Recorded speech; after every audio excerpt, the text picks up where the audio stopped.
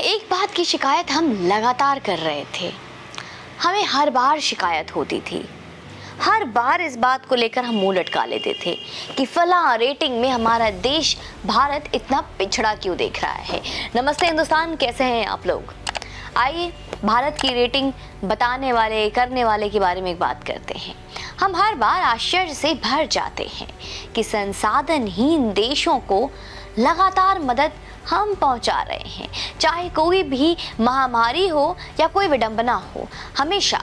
लेकिन जब कोई समृद्धि सूचक रेटिंग दिया जाता है तो हमें उस रेटिंग में उन्हीं देश से पिछड़ा दिखा दिया जाता है। हम मदद करते हैं उन देशों की उनके बुरे वक्त में, और जब रेटिंग की बात आती है तो हम पीछे होते हैं। जैसे महंगाई में हमें पाकिस्तान से पिछड़ा दिखा दिया जाता है। देखा था ना, मैंने उस पर स्टोरी किया था। और प्रेस की स्वतंत्रता में तो हाल ही मत पूछिए कि आजकल हमारी प्रेस किस तरह काम कर रही है। अब हमारी छवि बिगाड़ने वाली इस मशीनरी का अंत होने वाला है दोस्तों। कमर कस लीजिए, एक बहुत बड़ी खुशखबरी लेकर आई हूँ, बहुत जबरदस्त जानकारी। वीडियो को अभी शेयर कर दीजिए।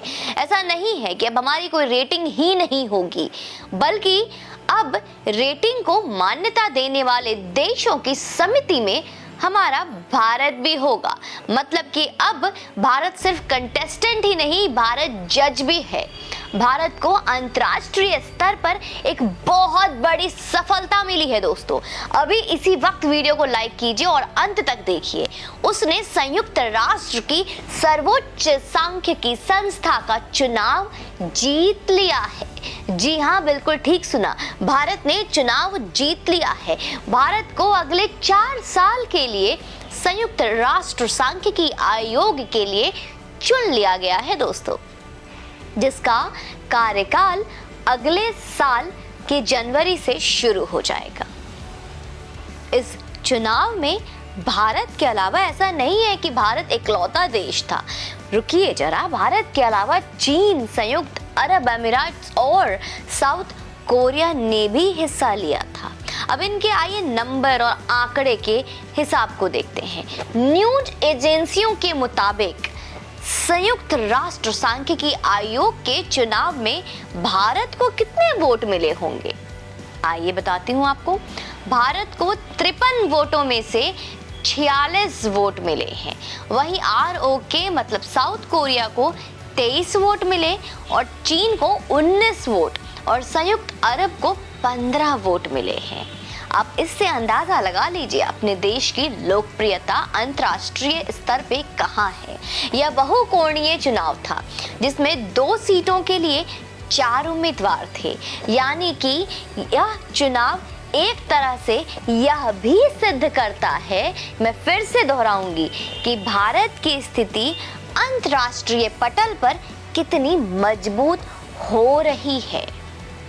नहीं तो वामपंथियों से कभी पूछिए तो उन्हें तो माँ भारती पे तरस ही आता है हमेशा। वो तो यही बताएंगे कि ये अनपढ़ गंवार मोदी जो पढ़ा लिखा नहीं है, ये तो भारत को कहीं मुंह दिखाने लायक ही नहीं छोड़ा है। कितना प्यार है इनको माँ भारती से, अपने देश से, कि अपने देश के ही मजाक उड़ाते हैं। असल में यह बॉडी पूरे विश्व भर के विभिन्न डेटा को कलेक्ट करती है दोस्तों, कि कौन सा देश फाइनेंशियली आगे आ रहा है और कौन सा देश प्रोडक्शन अधिक कर रहा है, कि किस देश की GDP बढ़ रही है, किस देश की हालत पतली हो रही है। जैसे पाकिस्तान, अच्छा चलिए नाम नहीं लेते, कौन सा देश कार्बन अधिक मात्रा में उत्सर्जन कर रहा है। मतलब किसी भी तरह का डेटा हो, उसको इकट्ठा करने के लिए इस समिति की आवश्यकता होती है। और विश्व भर के देशों ने भारत को इसके लिए सबसे अधिक उपयुक्त और निष्पक्ष समझा है। बधाई हो आपको।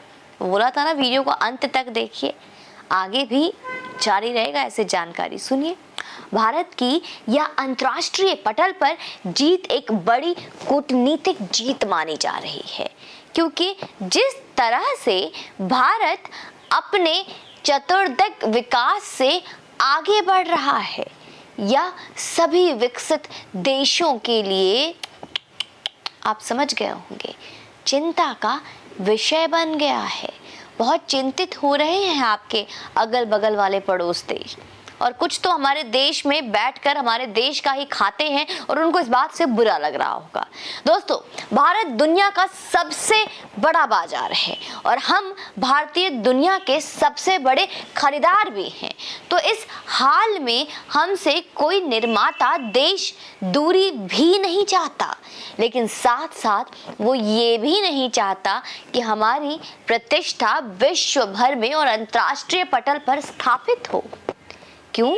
क्योंकि हमारी प्रतिष्ठा एक बार अगर स्थापित हो गई तो हम आयात से अधिक निर्यात पर ध्यान देंगे, और जो देश निर्यात के योग्य हो जाएगा वो तो बहुत ही आसानी से अपने लोगों के लिए निर्माण भी कर लेगा ना।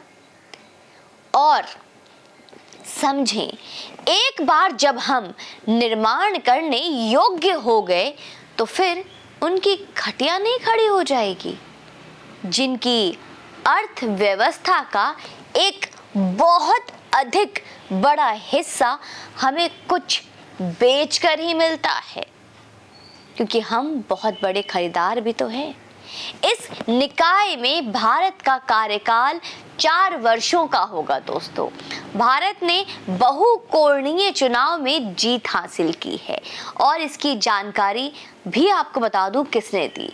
संयुक्त राष्ट्र की सर्वोच्च सांख्यिकी संस्था के लिए भारत को चुने जाने के लिए विदेश मंत्री एस जयशंकर ने जानकारी दी, और उन्होंने कहा कि भारत 1 जनवरी 2024 से शुरू होने वाले संयुक्त राष्ट्र के सर्वोच्च सांख्यिकीय निकाय के लिए चुन लिया गया है।